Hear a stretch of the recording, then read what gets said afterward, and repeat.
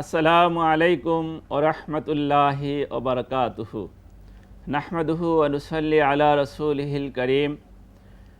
প্রিয় দর্শকবৃন্দ, এই মুহূর্তে দেশে বিদেশে কাছে নিকটে দূরে যারা আমাদের সাথে আরটিভির পর্দায় রয়েছেন সকলকে আন্তরিক মোবারকবাদ ও শুভেচ্ছা জানিয়ে আমরা শুরু করছি আপনাদের প্রিয় অনুষ্ঠান কি বলছে ইসলাম। আজকে আমাদের এই অনুষ্ঠানে আলোচ্য বিষয় হচ্ছে সঠিক সময়ে ইবাদত পালনের গুরুত্ব। এই বিষয়ে আলোচনায় অংশ নিতে আমাদের সাথে স্টুডিওতে উপস্থিত রয়েছেন ডক্টর মুফতি মাওলানা এ.কে. মাহবুবুর রহমান সাহেব, অধ্যক্ষ, ফরিদগঞ্জ মজিদিয়া কামিল মাদ্রাসা। আসসালামু আলাইকুম ওয়া রাহমাতুল্লাহি ওয়া বারাকাতুহু। প্রিয় দর্শক, আমাদের সাথে অনুষ্ঠানে আরও একজন অতিথি রয়েছেন ঢাকাস্থ মোহাম্মদপুর গাউসিয়া ইসলামিয়া ফাজিল মাদ্রাসার সম্মানিত প্রভাষক, বিশিষ্ট আলেমে দ্বীন হজরতুল আল্লাম মুফতি মাওলানা আখতার ফারুক সাহেব। আসসালামু আলাইকুম ওয়া রাহমাতুল্লাহি ওয়া বারাকাতুহু। আমি আপনাকে জিজ্ঞেস করছি যে সঠিক সময়ে ইবাদত পালনের গুরুত্ব কি? আসলে সঠিক বিষয়ে ইবাদত পালনের গুরুত্ব অনস্বীকার্য। আমরা যদি ইসলামের ইবাদতগুলোর দিকে তাকাই, সর্বপ্রথম নামাজের দিকে লক্ষ্য করলে দেখব মহান আল্লাহ রাব্বুল আলামিন নামাজ সম্পর্কে বলেছেন, ইন্নাস সলাতা কানাত আলাল মুমিনিনা কিতাবাম মাওকুতা। তার মানে যথাসময়ে নামাজ পড়াটা আমাদের জন্য ফরজ। ঠিক তেমনই করে যদি রোজার দিকে তাকাই, সেখানেও দেখব আল্লাহ বলছেন, মান শাহিদা মিনকুমুশ শাহরা ফালিয়াসুম, তোমাদের মধ্যে যে কেউ রমজানে উপস্থিত হবে সে যেন রোজা রাখে।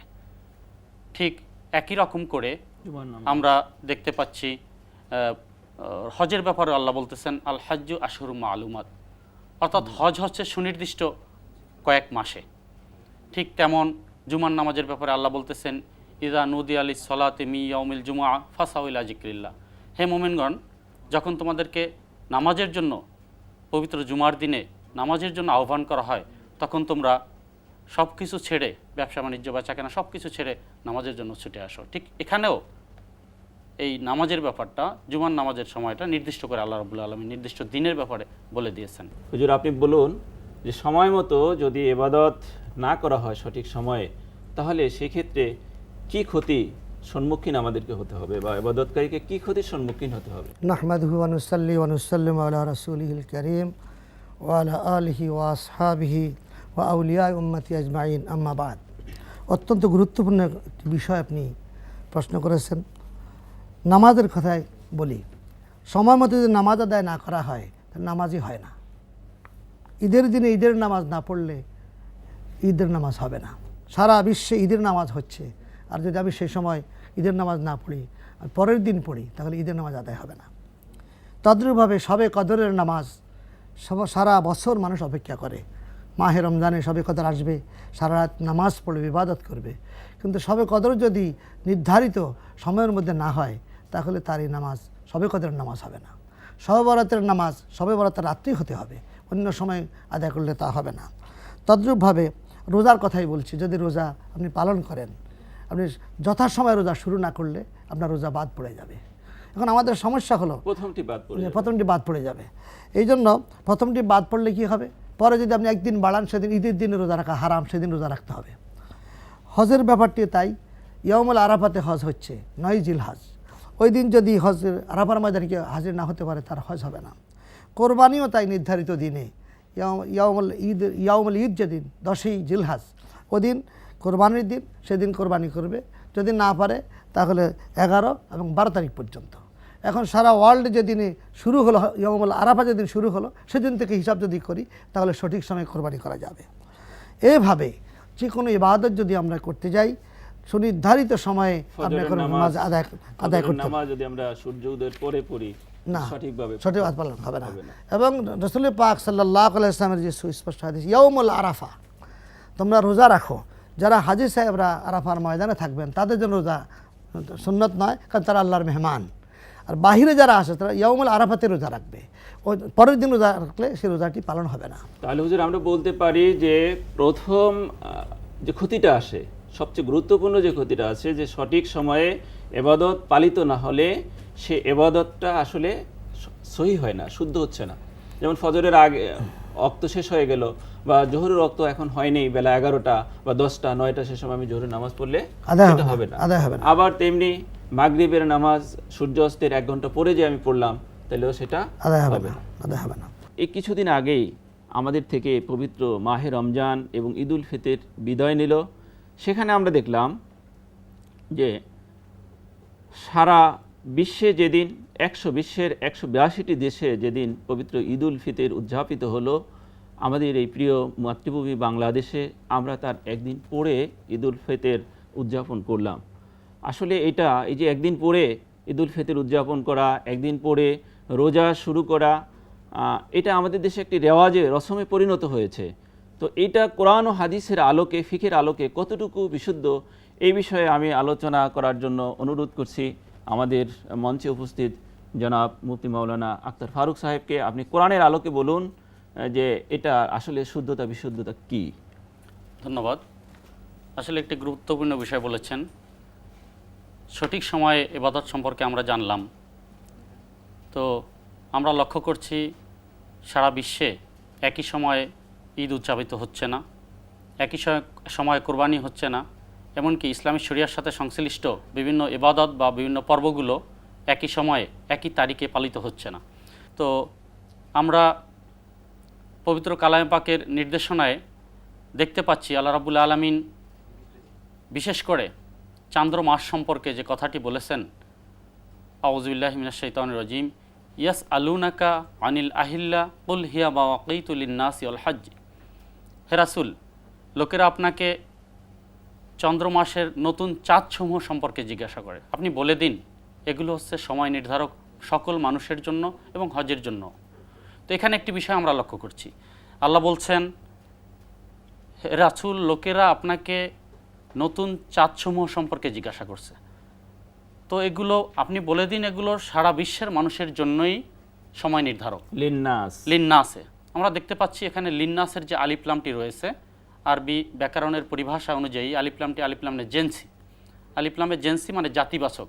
সেখানে সারা বিশ্বের মুসলমান, সারা বিশ্বের লোক, ইংরেজি গ্রামারে যারা রয়েছে, কমন নাউন বলে, হ্যাঁ, সারা বিশ্বে যারা রয়েছে, এমনকি মুসলমান অমুসলমান নির্বিশেষে সকলের জন্যই এটি সময় নির্ধারক। সেখানে কোনো ভৌগোলিক সীমারেখার কথা আল্লাহ বলেন। চাঁদ সমূহ শুধু মুসলিমদের জন্য নয়, হ্যাঁ, মানব জাতির জন্য। ঠিক বলেছেন, এটি সমস্ত মানুষ জাতির জন্য। অতএব সেখানে পৃথিবীর কোনো এলাকার লোকগুলো বাদ পড়ছে না। ঠিক এমনই করে আমরা দেখতে পাচ্ছি পবিত্র রমজান মাস সম্পর্কে আল্লাহ যে কোরআনে যে আয়াতটি বলেছেন, মান শাহেদা মিনকুমুশ শাহরা ফালিয়াসুম, তার মানে তোমরা যে কেউ রমজান মাসে উপনীত হবে রোজা রাখবে, এই রোজা রাখাটা তোমাদের জন্য ফরজ। তো এখন রমজান মাস যখন উপস্থিত হবে, রমজান মাস যখন আসবে, যখন আমরা চাঁদ দেখব হাদিসের ফরমান অনুযায়ী, তখন সারা পৃথিবীর জন্যই রমজান মাসের সুবুত, অর্থাৎ রমজান মাসের প্রমাণটা হয়ে যাবে, অর্থাৎ রমজান মাসটা শুরু হয়ে যাবে। ব্যাপারটি এমন নয় যে পৃথিবীর কোনো এক এলাকার জন্য আগে শুরু হবে, পৃথিবীর কোনো এক এলাকার জন্য পরে শুরু হবে, এমনটা কখনোই নয়। আল্লাহ বলতেছেন এখানে মান কথাটা, মান শাহেদা মিনকুমুশ শাহর, এখানে মানটি আমরা লক্ষ্য করছি, এটা আম, সকলের জন্য। এই মানের মধ্য থেকে কেউ খাস নয়, পৃথিবীর কোনো এলাকার মানুষ, কোনো ভূখণ্ডের মানুষ, কোনো দেশের মানুষ আলাদা করে এখানে আল্লাহ বুঝাননি। হয়তো প্রত্যেক এলাকার লোকগণ তাদের স্থানীয় সময় অনুযায়ী রোজা শুরু করবে, কিন্তু একই সাথে রমজান মাসটা প্রমাণিত হয়ে যাবে। আমরা যদি তাফসিরের দিকে তাকাই, এখানে তাফসিরে কি বলেছেন আল্লামা নাসিরউদ্দিন বাইজাবি রহমতুল্লাহ আলাই, উনি তাফসিরে বাইজাবিতে বলেন, রমজান মাসের উপস্থিতি যদি যে কেউ একজন দেখে, রমজান মাস শুরুর ক্ষেত্রে একজন এবং রোজা ভাঙার ক্ষেত্রে, রমজান শেষ করার ক্ষেত্রে দুইজনের কথা বলা হয়েছে। যদি দুইজন দেখে তাহলে সকলের জন্য সেটা যথেষ্ট হবে। তার মানে চাঁদ দেখার ব্যাপারটা এখানে অবশ্যই ওয়াজিব এবং এটা কেফায়া, তার মানে যে কেউ দেখলে এটা সকলের জন্য যথেষ্ট হয়ে যাবে, বিশ্বাসযোগ্য। এবং এই সংবাদটা বিশ্বস্ত সূত্রে যত দূর পৌঁছাবে ঠিক সকলের জন্যই সেই আমলটা জরুরি হবে। তো মোবারকবাদ আপনাকে। প্রিয় দর্শক, আলোচনার এই পর্যায়ে একটি বিরতি নিচ্ছি, আমাদের সাথেই থাকুন।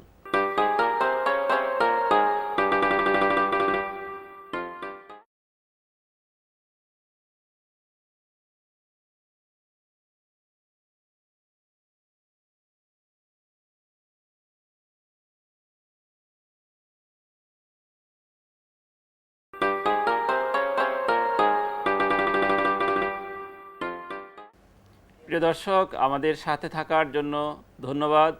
আলোচনা চলছিল সঠিক সময়ে ইবাদত নিয়ে। এই পর্যায়ে আমরা একই বিষয়ে আলোচনা করার জন্য, অর্থাৎ যে এই যে আমাদের দেশে রসম বা রেওয়াজে পরিণত হয়েছে আমরা একদিন পরে ঈদ, একদিন পরে রোজা শুরু করছি, এই বিষয়ে হাদিস এবং ফিকহের আলোকে আলোচনা করার জন্য আমি অনুরোধ করছি আমাদের সম্মানিত আলোচক জনাব মুফতি মাওলানা ডক্টর এ কে মাহবুব রহমান সাহেবকে।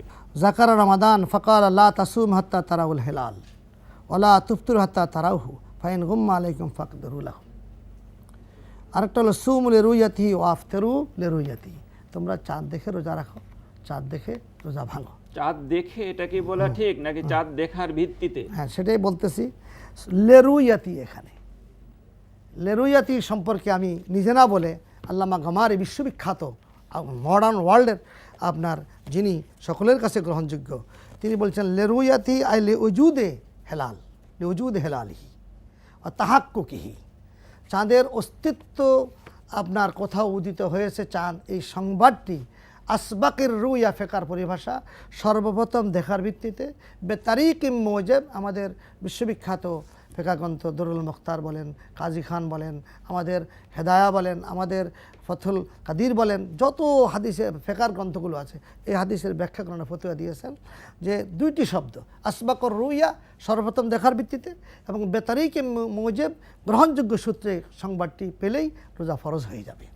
তো হুজুর পাক সাল্লাল্লাহু আলাইহি ওয়াসাল্লাম যে বলছেন সুমু, এখানে সুমু শব্দটি বহু বছরের শব্দ, এখানে কোনো এলাকা, কোনো দেশ 3, 4, 5 নয়, মুতলাক শব্দ এবং যেটা সার্বজনীন শব্দ।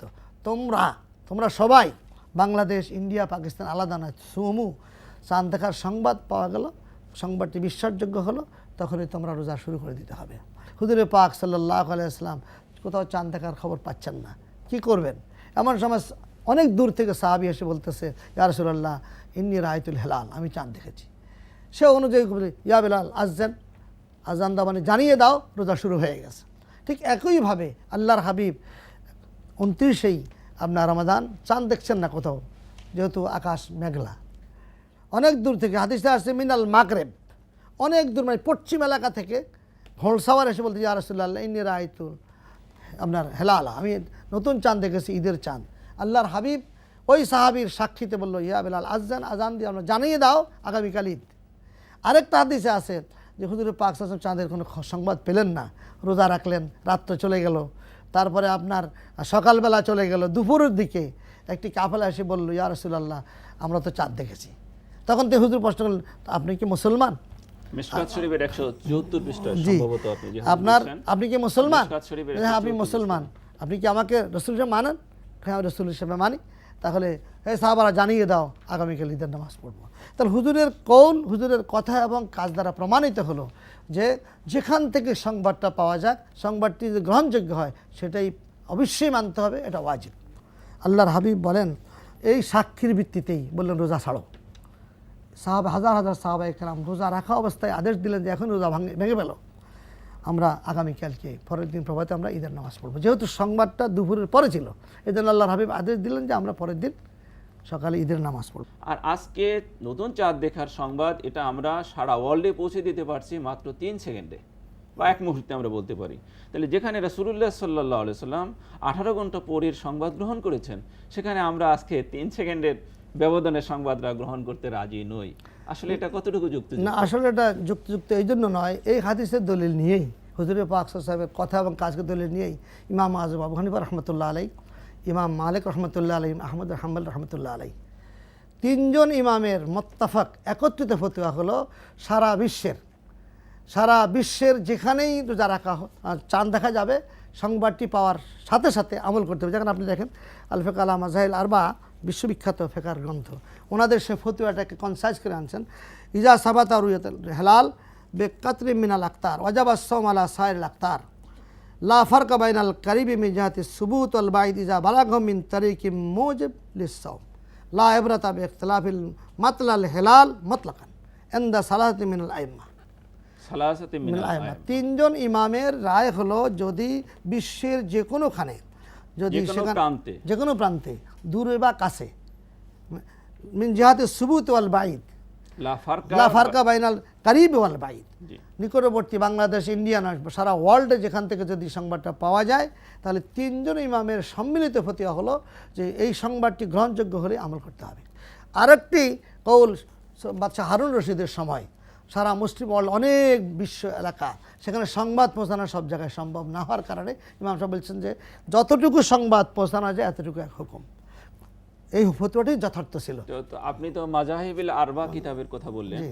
এছাড়া আরো অন্যান্য কোন কোন গ্রন্থ, আরও এই একই ফতোয়ার কিতাবগুলো আমরা যদি দেখি, আমাদের অতীতের যারা আমাদের মনীষী রেকর্ড, যাদের ফতোয়া সারা দুনিয়া গ্রহণ করে, তাদের মধ্যে আমরা দেখি আপনার ইমাম জাফর সাদেক, ইমাম আজমের ওস্তাদ, ইমাম ফখরুদ্দিন রাজি, ইমাম কুরতুবি, ফতুয়া শামি, ফতুয়া আলমগিরি, ফতুল কাদির কাজী খান, ফতুয়া ইবনে তাইমিয়া, তার ফিকহুস সুন্নাহ, আল মুগনি, বাহারুর রায়ক, মাহারিবুস সুনান, আল মুনতাকা ফি শারহিল মুওয়াত্তা, তাবিনুল হাকায়েক, আল বাজ্জাজিয়া, নূরুল ইজা, মজমা ফতুয়া, মিশর গানমত জাহাদুল হক, সৌদি আরব বিশ্ব শাইখ মোহাম্মদ আস-সাবুনি, এই সমস্ত আলেমরা সারা ওয়ার্ল্ডের ফতুয়া দিয়েছেন একই ফতুয়া। আর আমাদের পাক ভারত উপমহাদেশে যে সমস্ত উলামায়ে কেরামকে আমরা শ্রদ্ধা করি, ইমাম আল্লামা আহমদ রাজা খান বেরলভী রহমতুল্লাহ আলাইহি, দেওবন্দের মুরব্বী আল্লামা রশিদ আহমদ গঙ্গোহী, আল্লামা আশরাফ আলী থানবী, আল্লামা শাব্বির আহমদ ওসমানী, দেওবন্দের গ্র্যান্ড মুফতি আজিজুর রহমান, ফুরফুরা দরবারের মুফতি আবু জাফর, সরসিনা দরবারের ফতিহ হজরত মৌলানা নেসারউদ্দিন, মুফতি আহমদিয়ার খান, হজরত হুসাইন আহমদ মাদানী রাহিমাহুল্লাহ আনহুম, এবং বাংলাদেশের প্রখ্যাত সাহাব যে হাটহাজারী মাদ্রাসা, সেখানেও শাইখুল হাদিস আবুল হাসান সাহেব তানজিমুল আশতাকের কিতাব লিখেছেন, সেখানেও তিনি একই ফতোয়া দিয়েছেন। আমরা দেখেন সরসিরার দরবার শরীফের আমাদের সর্বজন শ্রদ্ধেয় লক্ষ লক্ষ মানুষ আপনার যেই দরবারকে ফলো করে, তার আপনার এই যে এটা মেইন কিতাবটি তারিকুল ইসলাম, তরিকুল ইসলাম মেইন কিতাব, আপনার এখানের দ্বাদশ অধ্যায়ে মাসালা উনি নিজে লিখেছেন কি, পশ্চিম দেশে চাঁদ ওঠার সংবাদ বা সাক্ষ্য যদি শরীয়ত সম্মত হয়, তবে সেই সংবাদে পূর্বদেশীয় লোকের প্রতি রোজা রাখা ফরজ হইবে। স্পষ্ট ফতোয়া। আশরাফ আলী থানবী সাহেব, আপনার যাকে হাকিমুল আহমদ বলা হয়, তিনিও সুস্পষ্টভাবে লিখেছেন, এক শহর वालों का चांद देखना दूसरे शहर वालों पर भी हुज्जत है, उन दोनों शहरों में कितना ही फसल क्यों न हो, हत्ता कि अगर इब्तदाई मगरब में चांद देखा जाए और उसकी खबर मोतबर तरीके से इंतहाई मशरिक़ के रहने वाले को पहुँच जाए, तो उन पर उस दिनों का रोज़ा ज़रूरी होगा, उन दिनों का रोज़ा ज़रूरी होगा। আমাদের তো অনেকে বলতেছে না, আরেকজন কথা বলতে হচ্ছে। এই মাশরিক, এই মাগরিব এটা দেশের মধ্যে পশ্চিম অঞ্চল, পূর্বাঞ্চল, না, এই কথাটি ওনারা কোথাও লেখেন নেই। আপনি দেখেন মুফতি আহমদিয়ার খান এখানে বলছে ইবতিদায়ে ইবতিদায়ে মাগরিব। মাগরিব, ইবতিদায়ে মাগরিব বলতে কি বোঝায়?